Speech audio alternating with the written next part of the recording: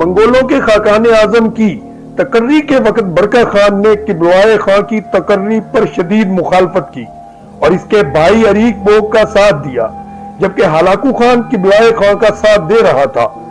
لہذا برقع خان کی اس مخالفت کی وجہ سے ہلاکو خان کو شام اور مصر سے اپنی فوجیں نکال کر اپنے ہیڈ کوارٹر جانا پڑا اور یوں عالم اسلام مزید قتل و غارت سے محفوظ رہا۔ برقع خان کی جنگوں جو ہلاکو خان کے ساتھ لڑی گئیں، ان کی وجہ سے ہلاکو خان کی طاقت کا شرازہ کافی حد تک بکھر چکا تھا۔ جب ہلاکو خان مصر پر حملے کی بھرپور تیاری کر رہا تھا تو اس وقت برقع خان ہلاکو پر حملہ آور ہوا۔ یہی وجہ تھی کہ ہلاکو خان کو شام اور مصر کی فتح کا ارادہ ترک کر کے بحیرہ خضر کی طرف اپنی فوجیں بھیجنی پڑی۔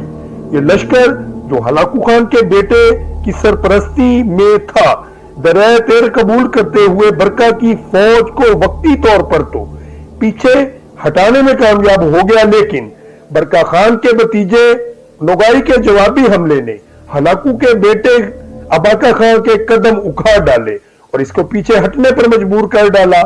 سردی کی وجہ سے دریا کی اوپر والی تہ جم چکی تھی جس کو چل کر عبور کیا جا سکتا تھا، لیکن اباقہ خان کے ہزاروں سپاہیوں نے دوڑتے ہوئے اس دریا کو بگدڑ کی حالت میں عبور کرنے کی کوشش کی، جن کا وزن برف کی یہ تہ برداشت نہ کر سکی اور ہزاروں دوڑتے ہوئے قدموں سے ٹوٹ گئی۔ ہلاکو خان یہ فوج دریائے تیرک میں ڈوب کر مر گئی اور اس کا بیٹا بھی اس حملے میں مارا گیا۔ اس کے بعد بھی برقع خان کی جنگیں ہلاکو خان کے خلاف جاری رہیں۔